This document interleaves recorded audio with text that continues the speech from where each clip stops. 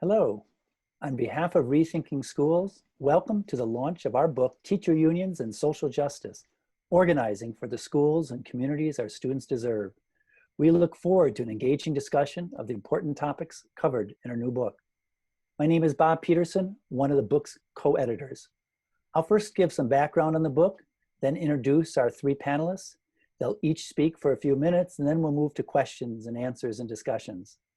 Feel free to let other people know who you are, that you're here, by putting your name and union in the chat. This book has its roots in the pages of Rethinking Schools, which was started by a group of education activists in 1986 in Milwaukee, Wisconsin. For the first 17 years, we printed it as a newsprint tabloid that we distributed free to more than 10,000 teachers. Our distribution contacts overlapped with the rank and file caucus that battled an entrenched union leadership whose narrow focus ignored pedagogical and social justice issues. Then in 1994, we linked up with other teacher union activists from around the country at an institute organized by the National Coalition of Education Activists. 31 AFT and NEA educators issued a call for social justice teacher unionism. A few years later, Michael Charney, a union leader in the Cleveland Teachers Union who was at that event, and I decided to edit a book that Rethinking Schools published called Transforming Teacher Unions, Fighting for Better Schools and Social Justice. That was 23 years ago. Since then, a lot has happened. Michael served as president of the Cleveland Teachers Union for several years, and I was elected president of the Milwaukee Teachers Education Association following the Wisconsin Teachers Uprising in 2011 against Governor Walker's attack on public sector workers. And Jesse Hagopian became a Rethinking Schools editor and did outstanding rank and file organizing in Seattle. When the Red for Ed teacher strikes swept the country in 2018, we decided it was time to do another book. We initially imagined a second edition of Transforming Teacher Unions, but quickly realized we needed an entirely new book with lots more in it. We recruited a dozen teacher union activists to be on our book's advisory committee, reached out to contributors, and collected more than 60 articles, essays, historical artifacts, contract excerpts, and resource lists. We included a lot of great new stuff, but it wasn't new. But what wasn't new, rather, was our commitment, our longstanding commitment to social justice unionism. In the book, we describe three models of teacher unionism: a traditional industrial model focusing on bread and butter issues, a professional model that peaked in popularity in the 1990s, and a social justice model that builds on the strengths of the two other models, but goes beyond the narrow trade unionism of the past, when many unions looked only after the needs of their members, not the entire working class, and too often ignored the issues of white supremacy and sexism in our schools and in our unions. Our book includes articles by practicing teachers addressing those issues. For example, unions that are bargaining for the common good, unions that are building alliances to fight for the schools and communities our students deserve, unions that are implementing programs that ensure our public schools are doing the best for our students, like the St. Paul Federation of Educators Home Visit Program, the Seattle Education Association's Peer Assistant and Review Initiative, and the Cincinnati Federation of Teachers' effort to empower teachers to lead schools. Now, social justice unions must be democratic, where members are fully engaged and the union is not run by a small group of staff or elected officials. And articles in our book describe the power of rank and file activism, from the strikes in West Virginia and Arizona to Baltimore and North Carolina, where rank and file caucuses promoting social justice platforms won leadership. Now, a key strategic approach for social justice unions is to unite with communities and demand the schools that our students deserve. We hope that this perspective And the stories describing the organizing from our book and the words of the three panelists today will illuminate the possibilities and potential for unions and schools to be sites of resistance, joy, and justice. Now, my name is Bob Peterson. I'm a founding editor of Rethinking Schools. I was a 5th grade teacher and union activist and leader for 3 decades.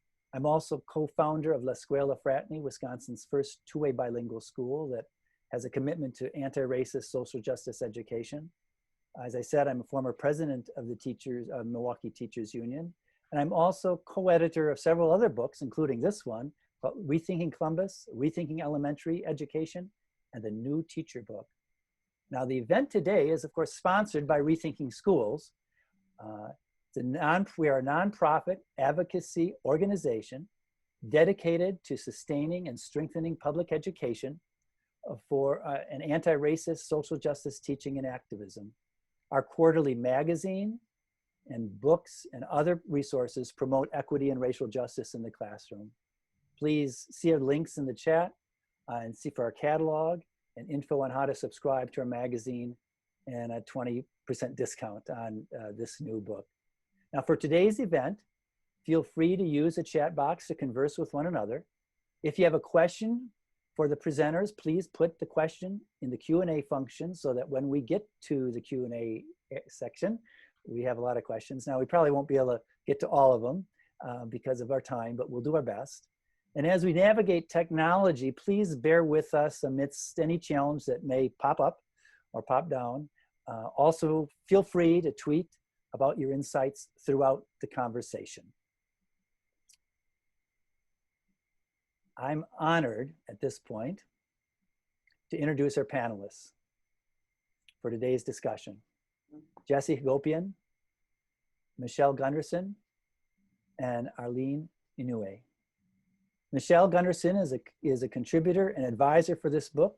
She is a 34-year teaching veteran who currently teaches 1st grade in the Chicago Public Schools. She serves as a trustee for the Chicago Teachers Union and the former co-chair of the caucus of rank and file educators. Jesse Hagopian teaches ethnic studies and is a co-advisor to the Black Student Union at Garfield High School in Seattle. He is a Rethinking Schools editor and co-editor of Teaching for Black Lives, the book, and Black Lives Matter at School, and editor of More Than a Score, the new uprising against high stakes testing. And Arlene Inouye, the UTLA secretary and co-chair of the UTLA bargaining team. She is a speech and language specialist for 18 years in the Los Angeles Unified School District and involved in public education transformation for decades. We'll start with Michelle Gunderson in Chicago, whose article in the book is The Power and Challenges of Social Justice Caucuses. Michelle, take it away. Hi, everybody. Good to be with you tonight. I'm really glad to be part of this volume from Rethinking Schools. If you're sitting here with us tonight, it's probably because you've looked around your educational landscape and you're not happy with what you've seen. And that's pretty much what this book is about. My own personal journey, I looked around what was happening to my students in terms of testing and the narrowing of the curriculum. And at a teacher's convention, I got this book, The 23-Year-Old Transforming Your Teachers Union. You'll see that it's dog-eared and underlined. Bob and Mike, your book changed who I was as a teacher and a unionist. And now I'm hoping this new volume will re-energize and codify the work that many of us have been doing around the country. My chapter is called The Power and Challenges of Social Justice Caucuses. So I want to talk about what is this caucus work. And a caucus inside a union is a gathering of people who share the same political analysis and want to organize to drive their union. You know, you might not have heard of caucuses, but you've seen them. The core caucus, Caucus of Rank and File Educators in Chicago, is in leadership of the Chicago Teachers Union. And you've seen us on strike. You've seen us standing up for our students. But we're not the only place where this is happening. You've also seen the walkouts in North Carolina. That was led by caucus work from Organized 2020. You've also seen it in UTLA, with a leadership that drove and won a beautiful contract through a strike action. That is union power. Now, believe it or not, there are so many caucuses right now energizing and working underneath rank and file members, driving unions, that there's too many to name. But you will see this work. We've gathered these caucuses together in the United Caucuses of Rank and File Educators. My chapter deals with that, what it means to form a network that is driven by teachers and people who are still in the classroom, alongside those in leadership in the union, so that we can drive a social justice agenda. So my reasons for joining a caucus and finding this work were very personal. I'm sure yours are too. I looked around my classroom and I said, I don't like what I'm feeling. I don't like what I'm seeing. And the roots of this were in corporate education reform that you'll read about in the book. We have people like the Gates Foundation and the Waltons and the Koch brothers who are wanting to influence what happens in our school. I know that I can't fight those people by myself, that I need a union that drives that fight. Barbara Mataloni, who was the president of the Massachusetts Teachers Association, said one time, we're not just fighting the Koch brothers, we're fighting every Koch brother that's ever been. And that quote drives part of what I am talking about in my chapter. There will always be people that we will need to fight in this atmosphere who want to influence education. Another thing that happens in our caucus work is that people will say, but you fight for too many things. And it's absolutely true, because we cannot separate and compartmentalize our teaching lives from the outside factors that affect us. That is a big part of understanding social justice unionism and understanding caucus work. Karen Lewis, the president of the Chicago Teachers Union and one of the founding members of our caucus, said, love doesn't end when we walk out of school. I love that quote. And I find that this work is an act of love. I think what you're going to find if you read this book, that you will find that it drives you in that direction, in finding answers and understandings. There are challenges to this work. We are fighting Goliath, we are the Davids, and it's never easy. But I did want to end with something that was inspiring to me. I told a parent that I was going to be writing this chapter for the volume. And she said to me, and this is the end of the chapter, if you are currently working in a school, ask yourself, what is our union doing to promote education justice? Think of your role as an educator and the world you wish for your students and yourself. If your union is stagnant and reluctant to fight for students, teachers, and communities, it is time for deep and structural change. This is the purpose of a caucus. Consider joining one or creating one with your colleagues. In the end, we want to put ourselves in a place that protects children and the integrity of our work as educators. As a parent at my school said to me recently, a Chicago without core becomes an uglier place. Bob, thank you for this book.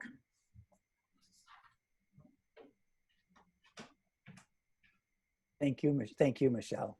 Thank you for the work that you've done and the power you've shown and the importance of caucuses. Let's turn now to Jesse Hagopian in Seattle, who has several articles in the book. Jesse? Thank you, Bob. Thank you, Michelle. It's great to be on this panel with you as well, Arlene, and it is a real honor to get help to put this book together with Bob and Michael.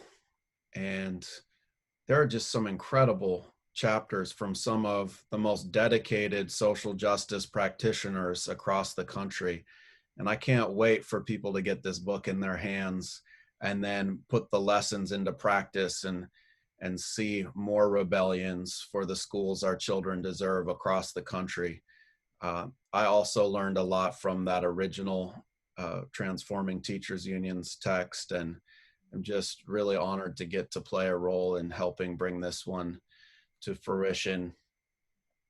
And I want to begin with social movement unionism, social justice unionism, and why it's critical to the struggle against structural racism in our country and around the world. And this has been the case historically, and it's the case today.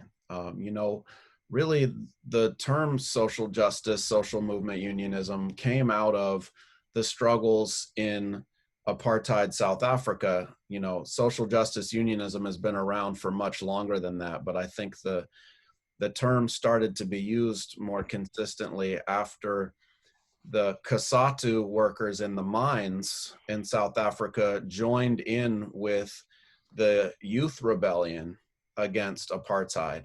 And, you know, the youth were critical to raising consciousness in the country that there had to be a better way than this racist apartheid regime, and that there was courage and strength to fight it.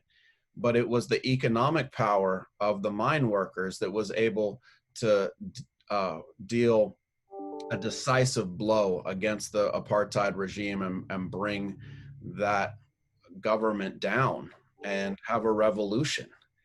And I think that example of the power of fusing social movements with the power of unions really can animate our struggles against white supremacy today. And it's certainly true that unions have not always taken the struggle against racism seriously. And we have chapters in the book that explain times when unions were on the wrong side of the struggle against racism.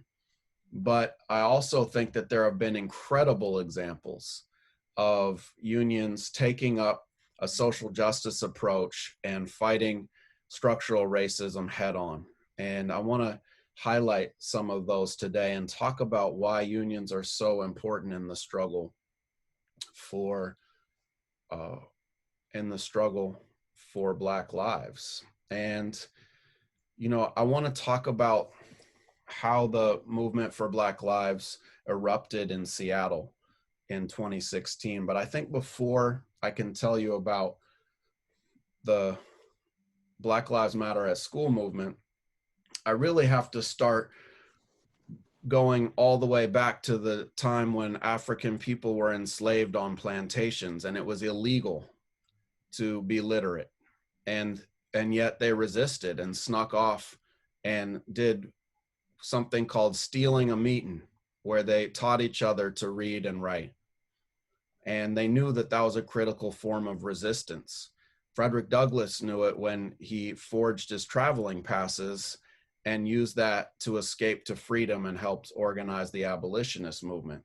And I want to tell the story of Black Lives Matter at School, but I think before we can talk about that, we need to talk about the eruption of struggle for education during Reconstruction, when Black people built schools across the South and joined together with the Freedmen's Bureau and set up the first public schools in the South that benefited all children, and integrated schools in the 1860s, an incredible story that was cut short by the rise of Jim Crow segregation.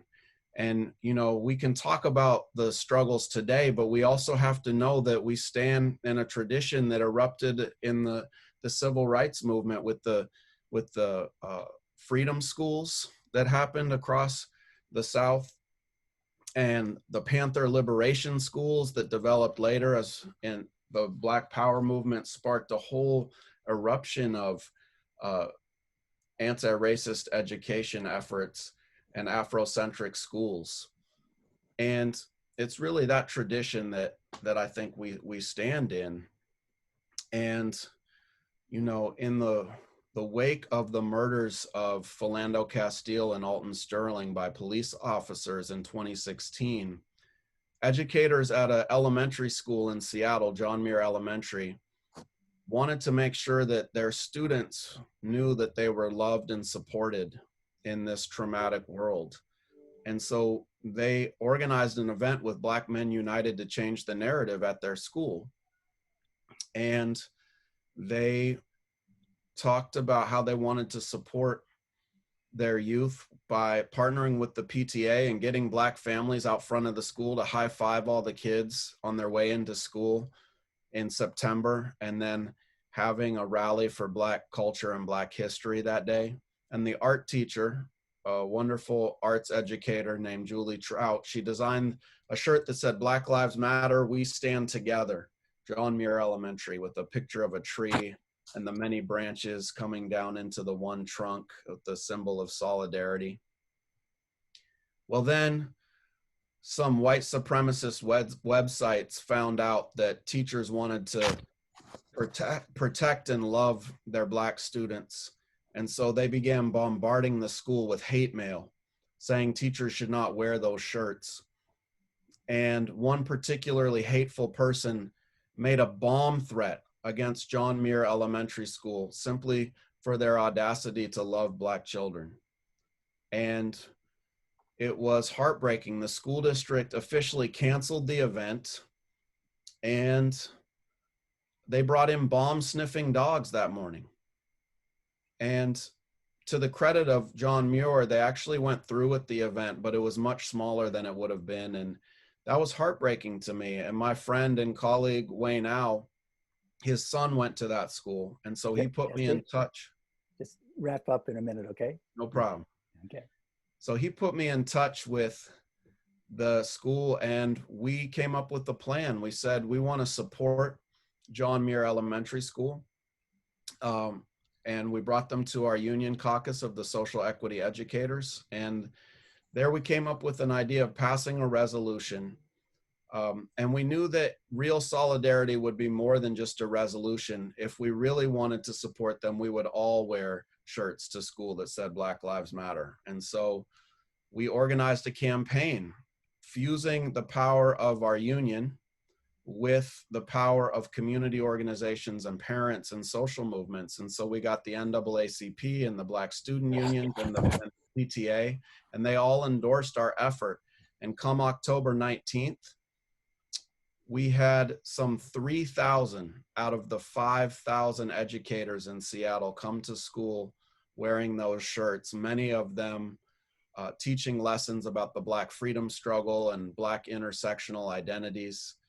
And it was this eruption of struggle and solidarity that got the attention of educators in Rochester and notably in Philadelphia. And those educators in Philly took it to the next level. They went from a day of action and coordinated a week of action, breaking down the 13 principles of the Black Lives Matter Global Network into teaching points for each day of the week. And ever since, we've had Black Lives Matter at School Week, which is coming up again the first week of February, and I urge all educators to be part of it.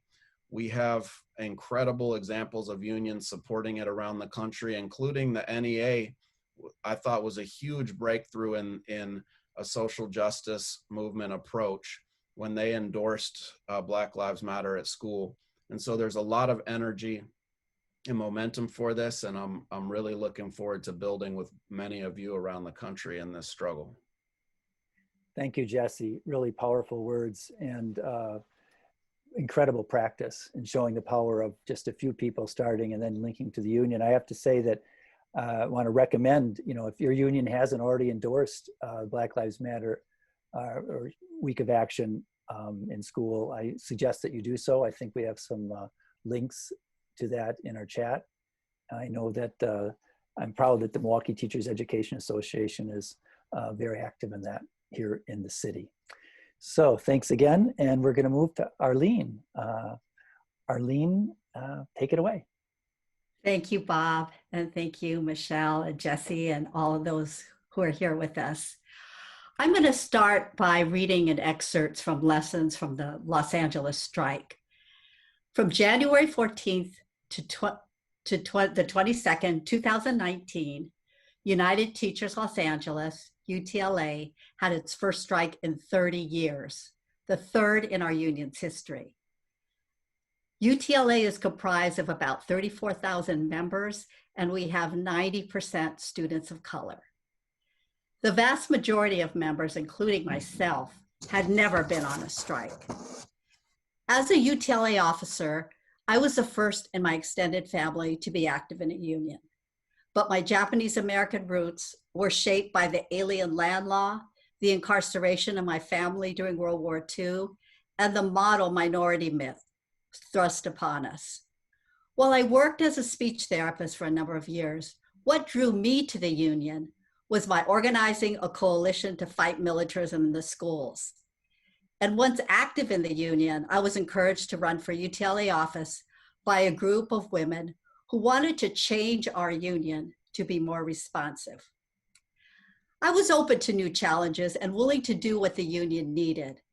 I learned by stepping up and taking on new experiences, which include co-leading the UTLA bargaining team, to building the infrastructure of UTLA, to organizing school chapters, itinerants, and more.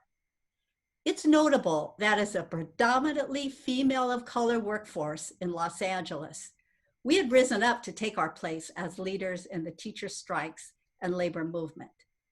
But I've also learned that because of structural barriers, lifting up women into union leadership needs to be intentional and include trainings, mentorings, and support.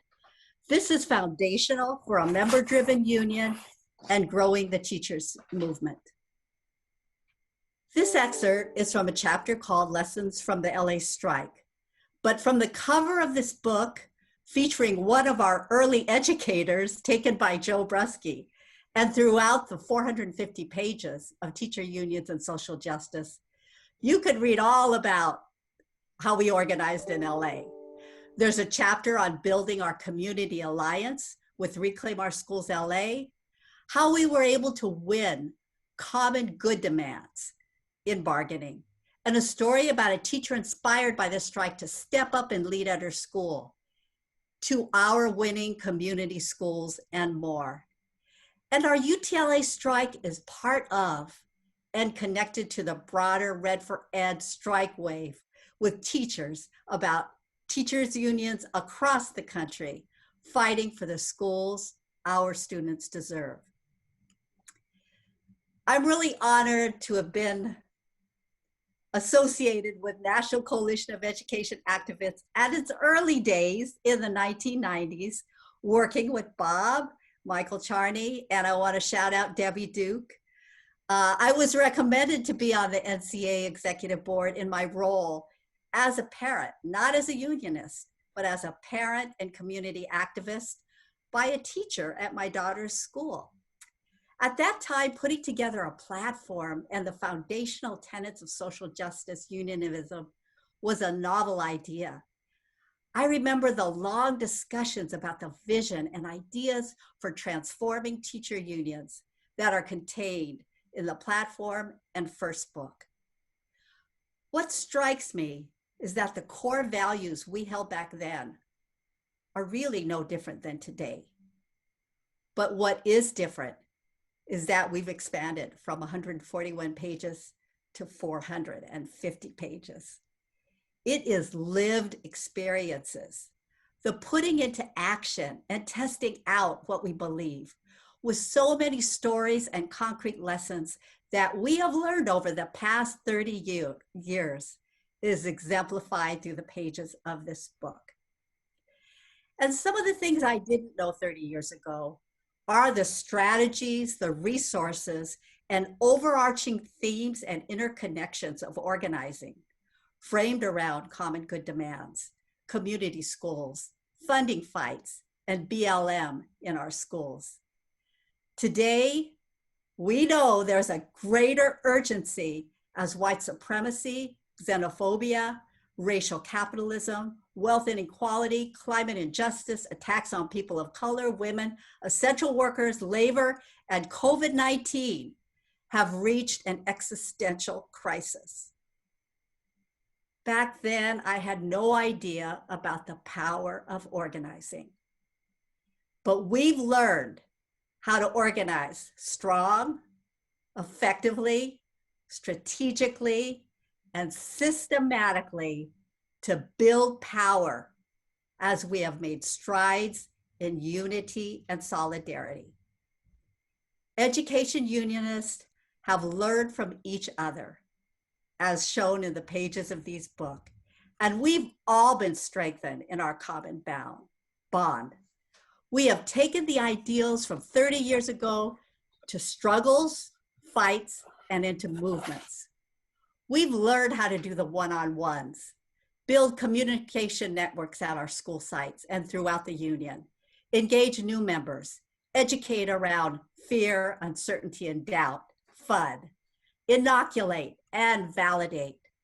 The pages of Teachers' Unions and Social Justice is a walk through history with foundational pieces, resources, charts, and a how-to guide for anyone who cares about public education. And women have not only been the backbone of our educational movement, but now we're stepping up to be in the limelight and to be part of a collaborative team, and sometimes leading to infuse the movement with new ideas, energy, different approaches, and solidarity.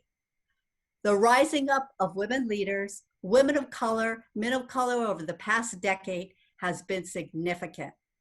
And we've learned how to support each other and have each other's back.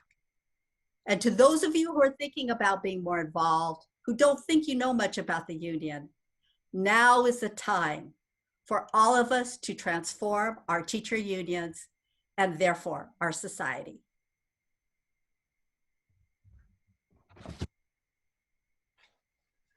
Wow, thank you. This is great. 3 wonderful presentations. I hope everybody is motivated as I in getting to work organizing based on what we've heard. Thank you so much, Arlene. I want to just say that as a small sort of interlude, that to remind people that the book is available for pre-order. We had hoped it would be ready today or to be here. There was some COVID issues at the print house, and it slowed us down by a couple of weeks.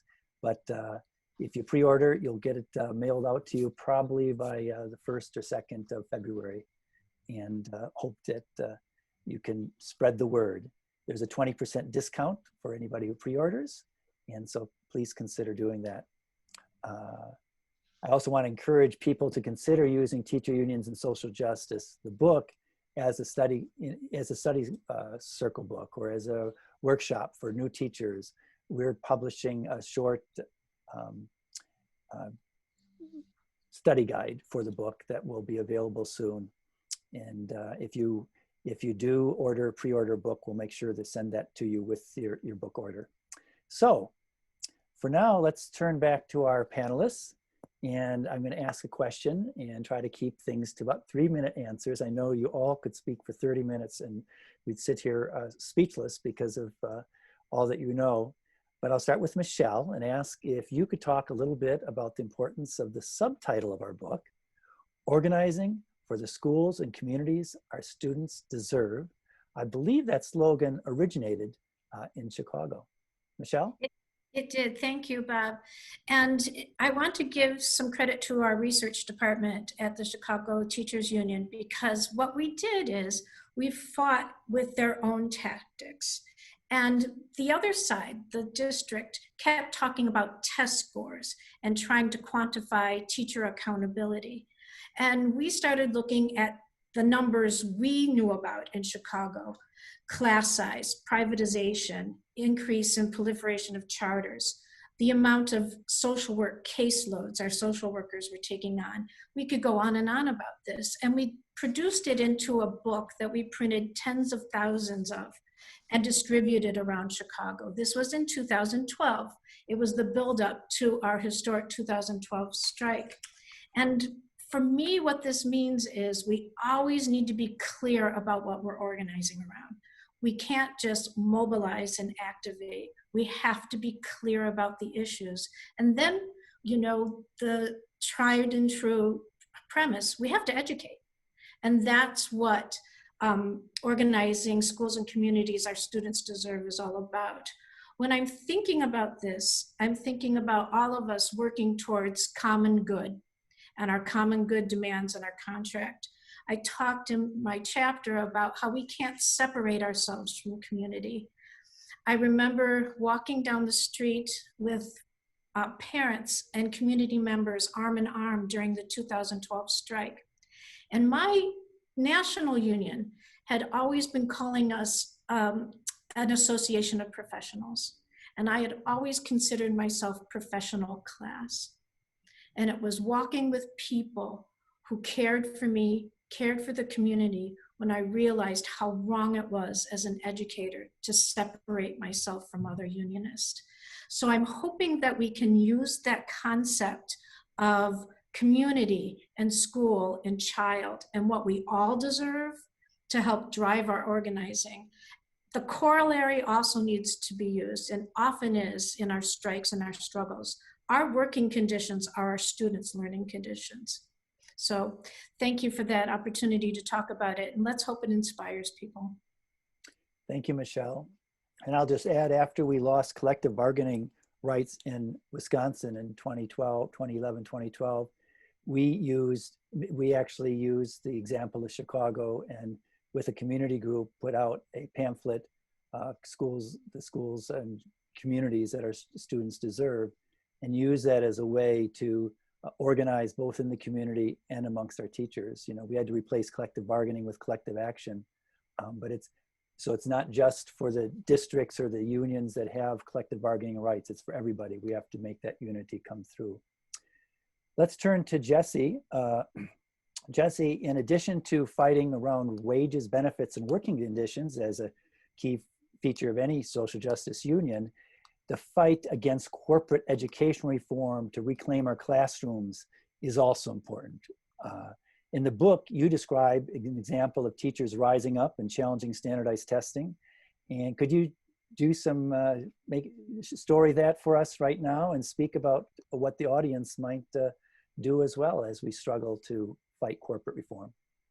Absolutely. Well, I began my teaching career in 2001, right when No Child Left Behind Act was coming online. And so I was teaching in a completely segregated school, 100% Black in DC. And I would drive by the White House, and then a few minutes later, I would be in one of the most destitute parts of the country where there was actually a hole in the ceiling in my classroom. It rained into my classroom and destroyed the first research project I ever gave my kids before they could do their presentations on them.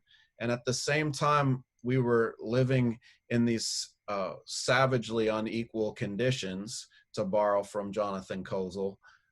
We were being told that the problem with education were the teachers and the teachers' unions, right? And they were going to bring on this whole regime of testing to hold teachers accountable.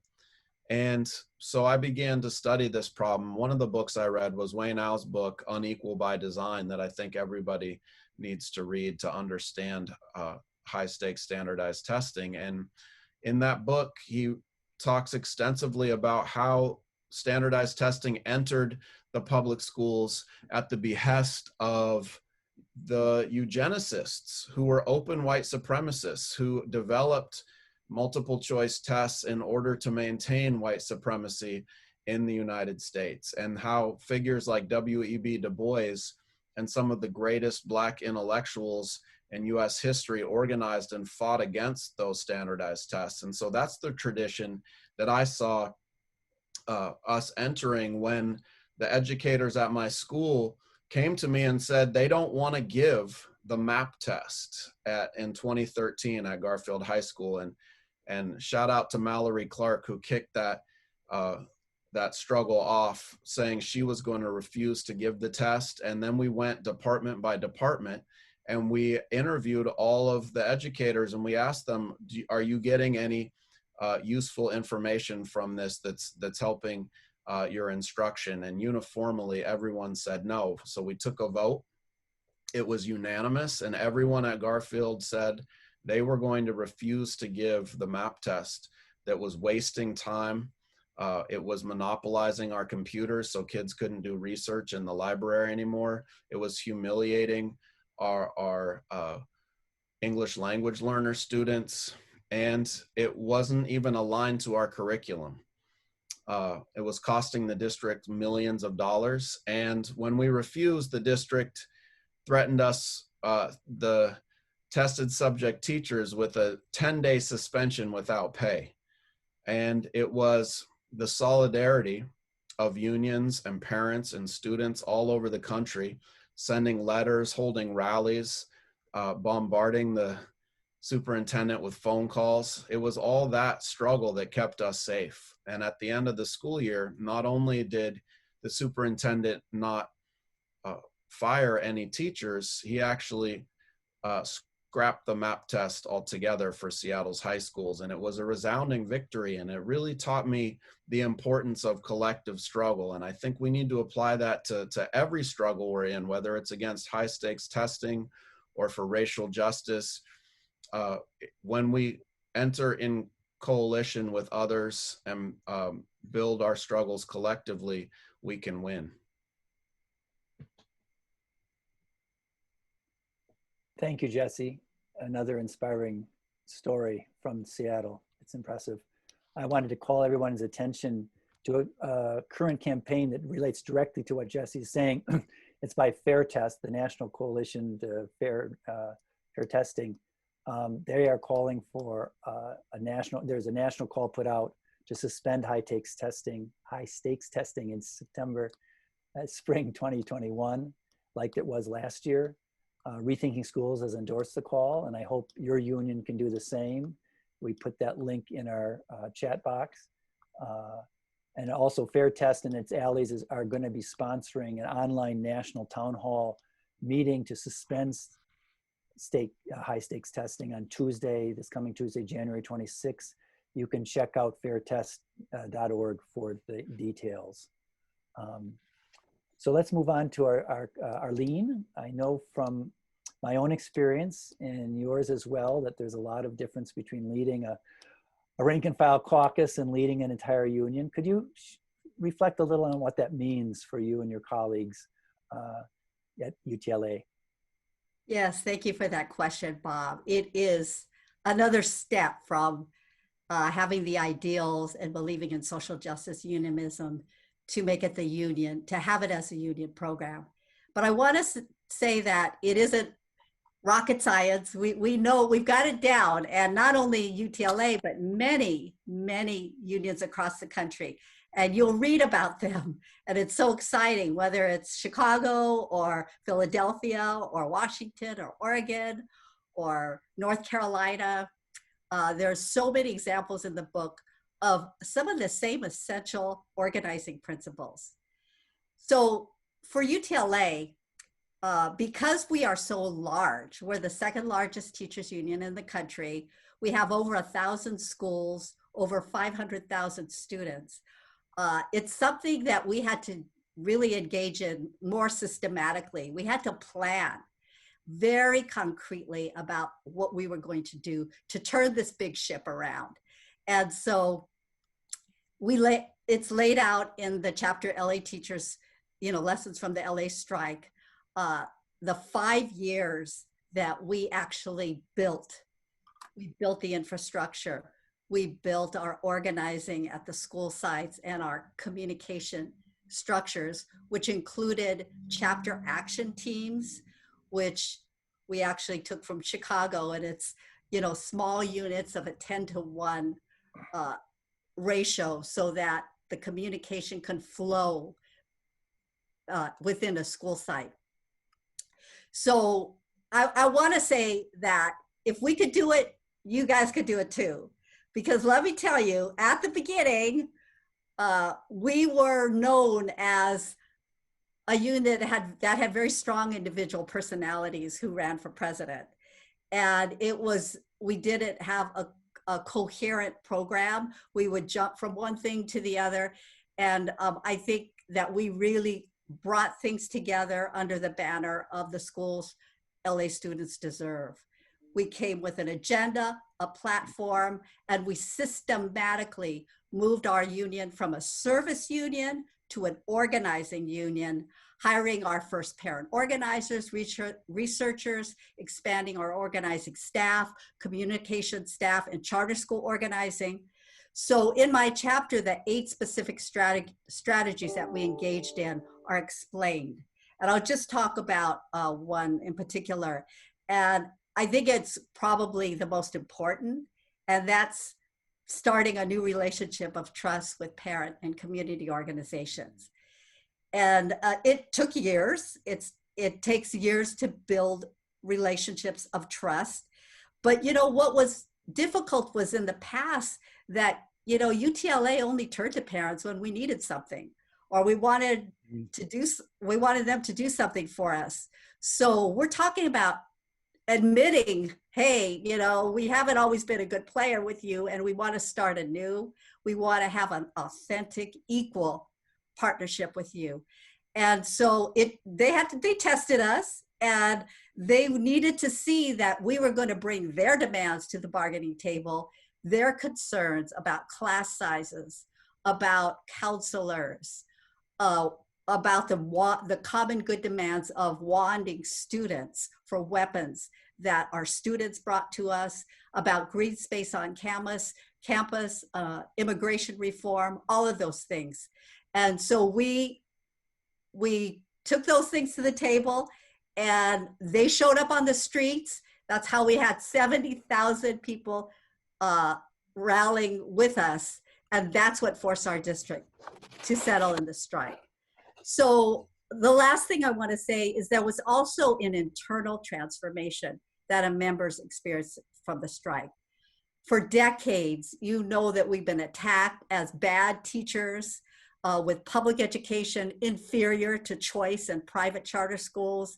We've had a scripted curriculum, teacher evaluations, and standardized testing that took the joy out of learning. But experiencing the collective power of colleagues in the public and being affirmed in who we are and what we do really energized, encouraged, and changed teachers' lives. And if you remember the faces of educators across the country, whether in West Virginia, Arizona, Oakland, Chicago, North Carolina, and LA, they are faces of joy, relief, excitement, and affirmation. Yes, thank you very much.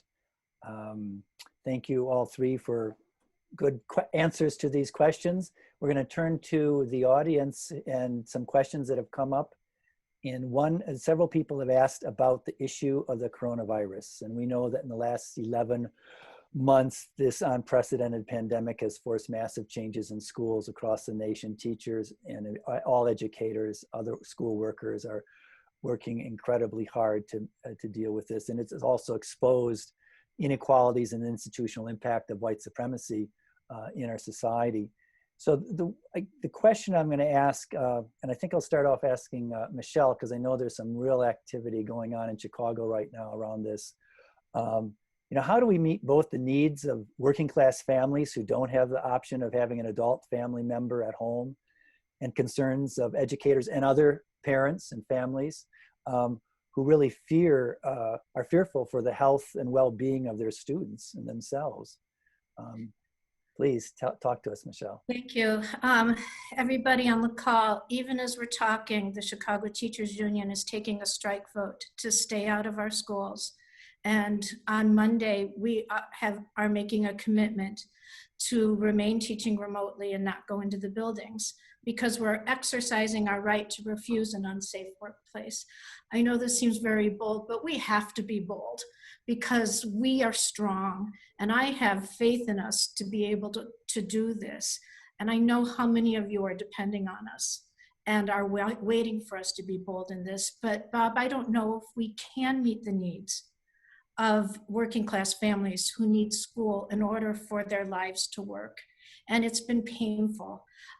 We can point fingers all over the place, but a lot of this comes that we had absolutely no national presence or leadership, and absolutely nobody with a vision of maybe guaranteed income for families or what safe childcare could look for essential workers. There's been nothing. And in that absence, there's been anger and a lot of hatred, I would say, thrown at the teachers. This isn't coming to us from our working class families or families of color.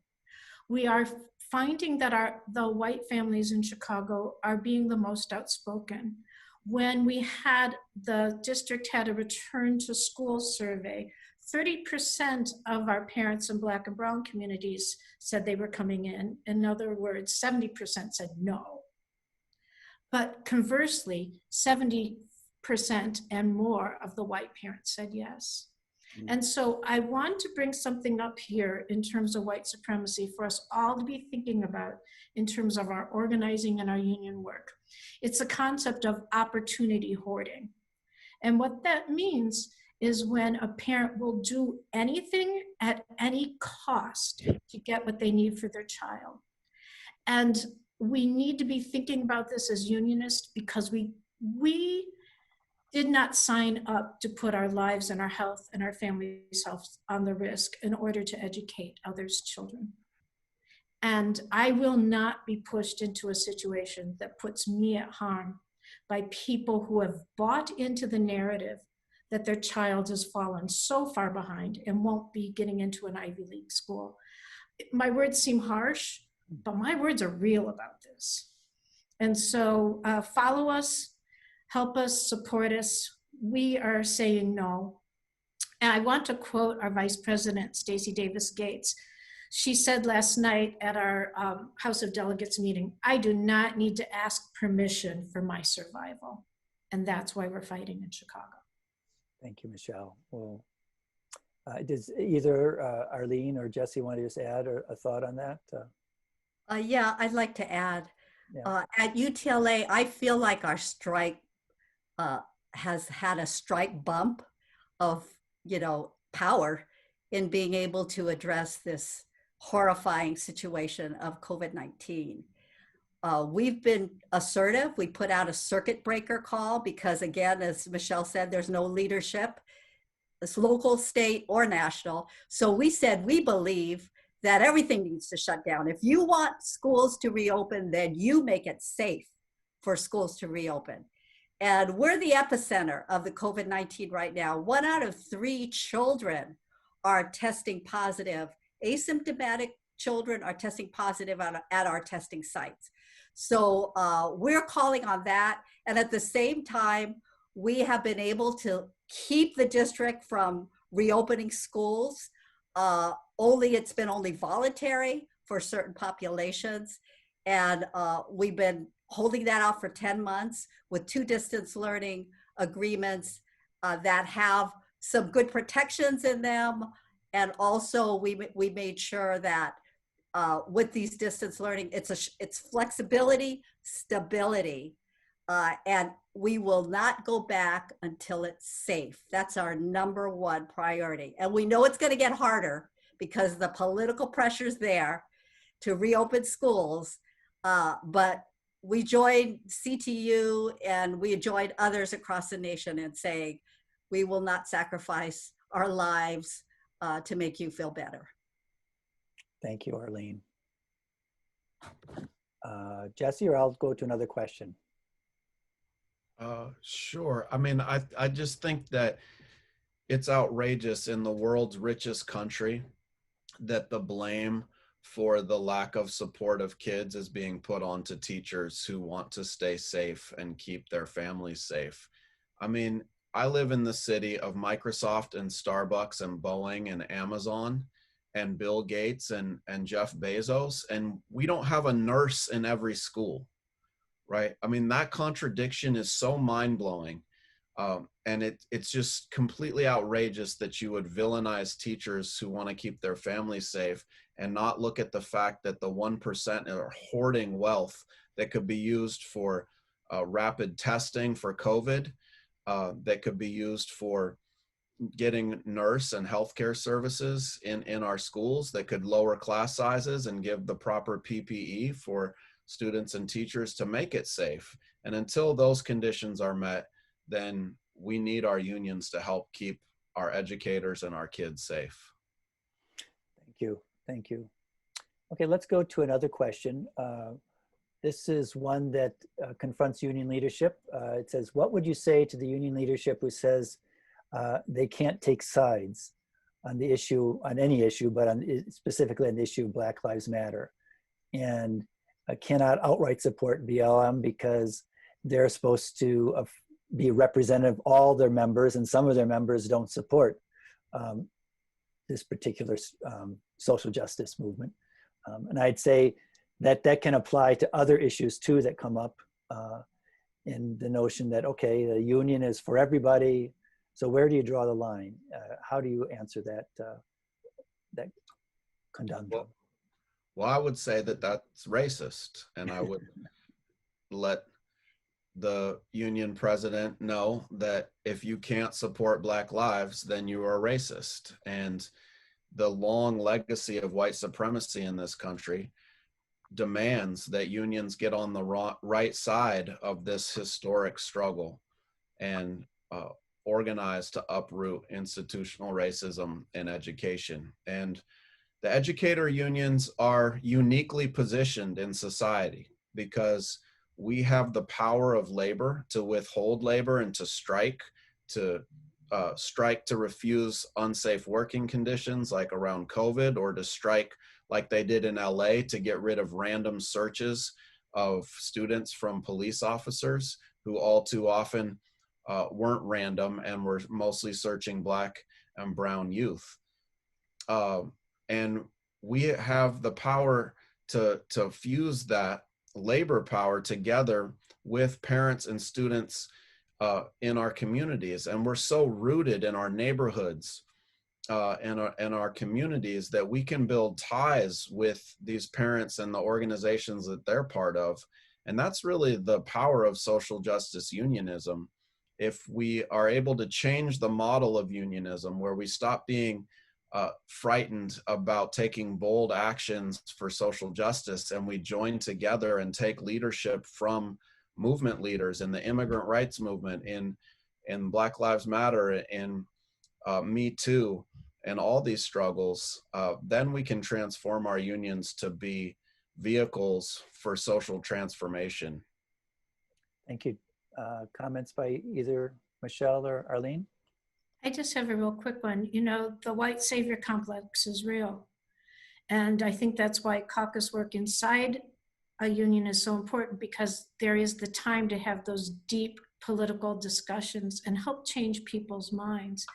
And I'm with Jesse on this. I love the song, Which Side Are You On? There are no neutrals. There's no neutral place to be on this. Thank you. Arlene, okay. And I'll just add that you know, in a situation like in Milwaukee, where 90% of the kids are kids of color, but about 80% of the teachers are white, there's a lot of work to be done.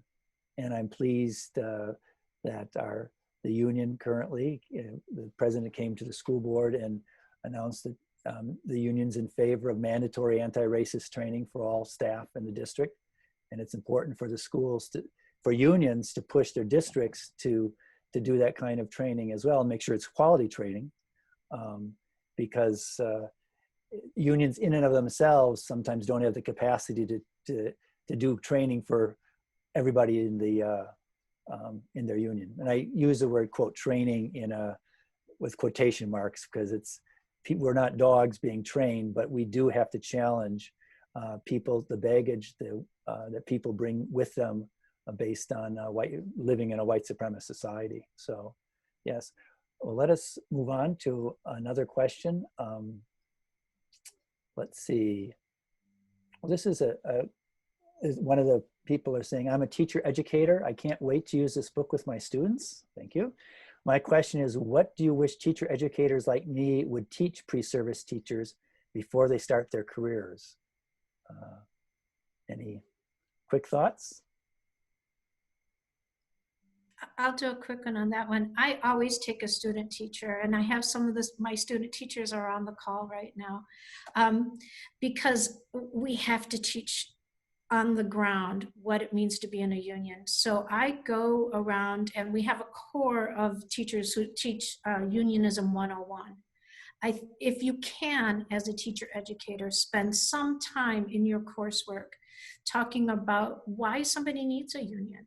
You know, young people think they're invincible.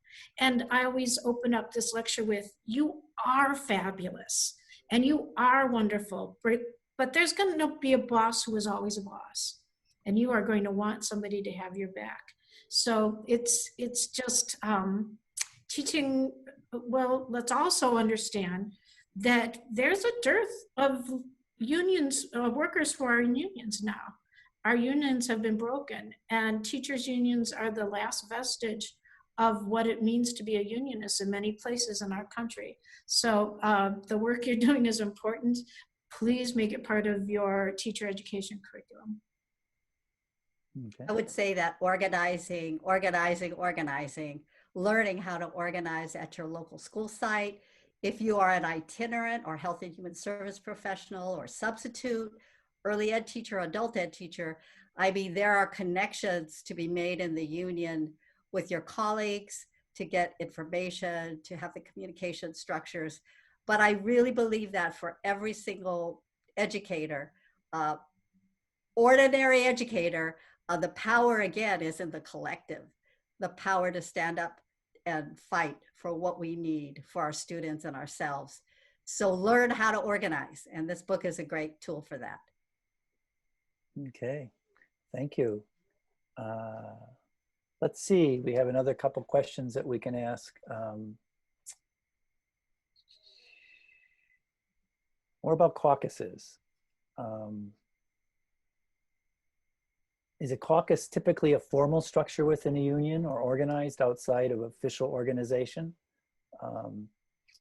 Just talk a little bit more about types of caucuses that exist historically. And I know, just for the record, we have a long article by Jesse about the history of the Chicago Teachers Union, and also significant articles about the New York Teachers Union back in the day when AFT #1 was led by communists and made real connections to the community. But Michelle, I saw you of. Sure, I'd love to talk about it. You know, they are formal. It's not a willy-nilly group of people. It's people who've come together to organize, built on a political analysis. But there's a structure. You have to have it in order for it to continue itself.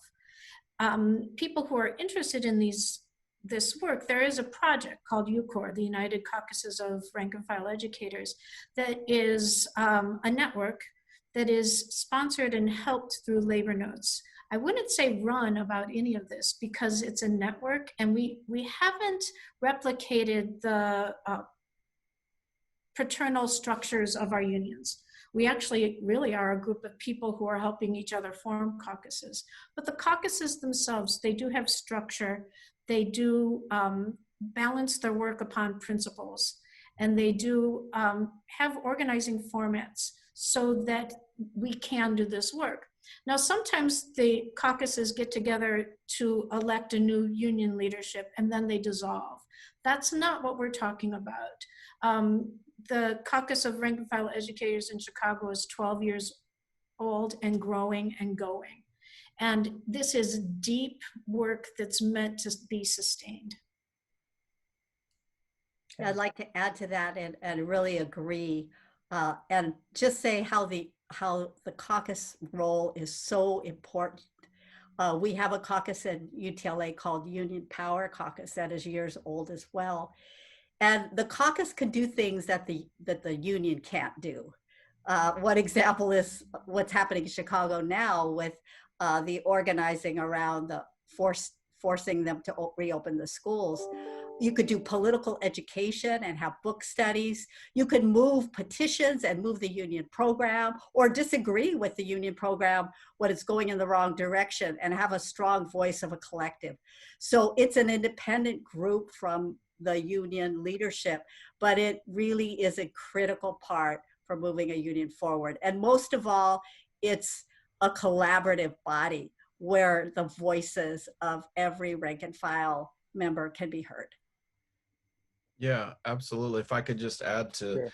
that, I think that rank and file caucuses are critical to achieving social justice unionism, because oftentimes our unions have been too complacent and too willing to bend to what the school district's demands are, which are often shaped by what corporate education reformers who have billions of dollars to shape the education debate really want. And so caucuses around the country have played critical roles in organizing a core of social justice unionists together in order to then have a larger influence in their union. And in Seattle, we took inspiration from CORE in Chicago, and we came together shortly after CORE organized and won their union election. And,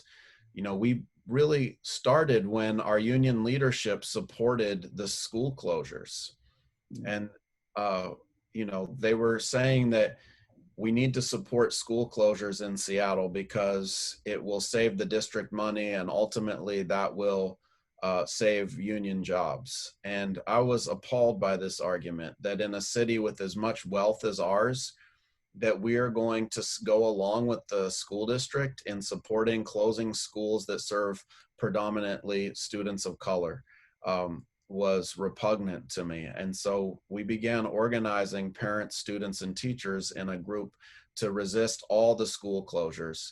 And they originally had a list of 10 school closures.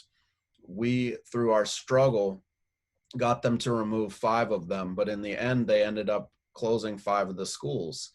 And it was that struggle that I think taught a lot of educators in Seattle that the union leadership didn't have a visionary approach to fighting corporate education reform and building the schools our children deserve. And that helped bring more people into our caucus. And ultimately that was so important for launching the MAP test boycott that spread from Garfield to 7 other schools, mostly schools that had members of the Social Equity Educators Caucus that I organize in, and also was critical to launching Black Lives Matter at School when we helped to organize that effort. And so it's been some of the most meaningful work I've ever done, was working with the incredible organizers in NC, the social equity educators, to help make our union more social justice oriented.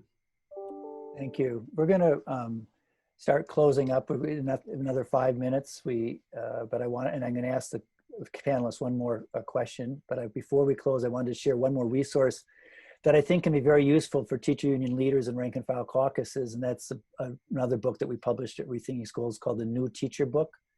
And it's one of the only books that for new teachers that I know that promotes teacher unionism, specifically social justice teacher unionism, and also promotes things like community schools and struggles against privatization, and specifically addresses issues of like white supremacy, homophobia, and the need to fight against standardized tests.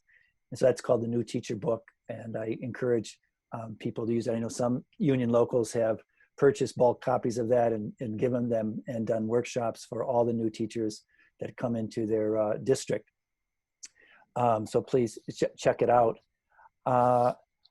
Before we close, I'd like to ask each of the presenters to just for in a minute give one piece of advice to our audience, and then I'm going to make a few more announcements and thank yous, and we'll wrap up.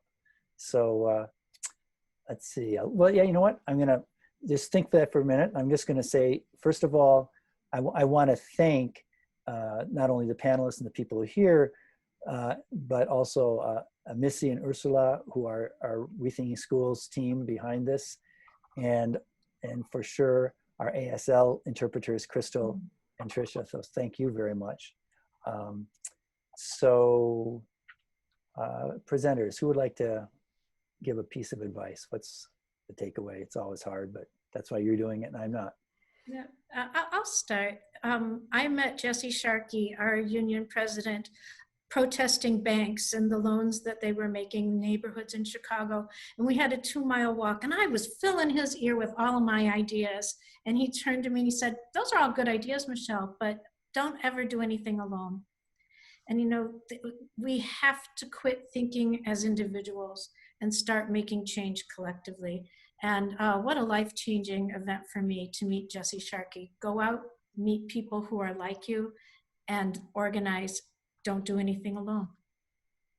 Absolutely. That's exactly the advice that I wanted to give. And and follow up on. I think the Occupy movement is right. It's the 99% versus the 1%, and we're the vast majority, but we only have that power if we can come together. And when we do, they're dramatically outnumbered, right? But the problem is in our society that many people believe that undocumented immigrants are the source of their problems. And many people believe that the Black criminal element is the source of their problems. Many people believe that Muslim people are the source of their problems.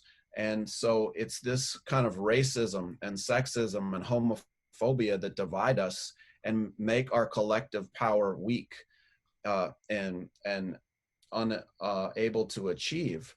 But when we can build social justice unionism that unites the diverse workplaces that we work in across racial lines in a strong battle to end those divisions, then we can achieve a kind of fighting organization that can take on the richest 1% that benefit and profit from those divisions in our society.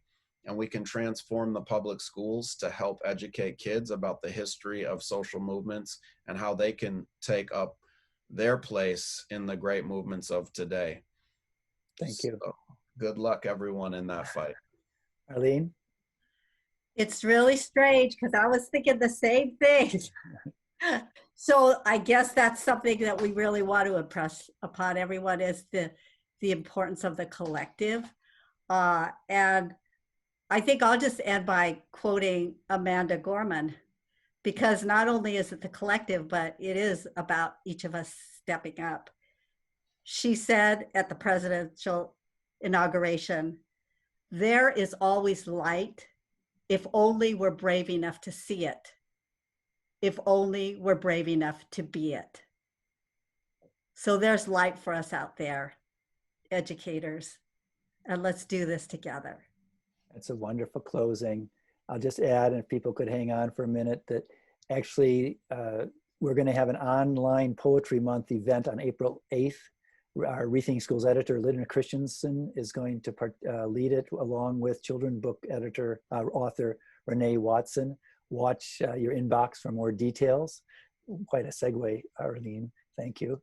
And I just want to remind you that we'd love your feedback about this. Please fill out the evaluation that's in the chat box.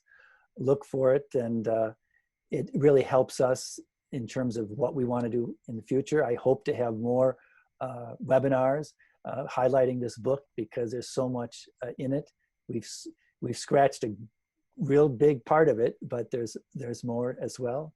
So let's stay in touch. Add one last thing, Bob. Sure. I noticed there was a question about whether there are international unions represented in struggles, and there is Colombia in there, and there's also, well, Puerto Rico is, right.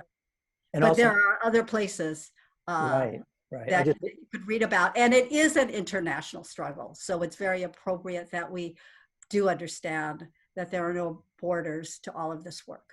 Right. There's Bill Fletcher's interview with Bill Fletcher where he talks some about that, and also Angelo Garilotos, who is used to be involved with Education International. He's now president of the South Wales Australian Teacher Union, and we have an interview with him, and he talks a lot about the struggles in other places. Thank you so much, Arlene. It's so important for our unions to not only be for justice in this country, but for justice around the planet, especially given the history of our nation's activities. So please stay in touch, everyone. Let's promote social justice teacher unionism and continue the fight for the schools and communities our children deserve. So thank you, and good night. Solidarity. Solidarity.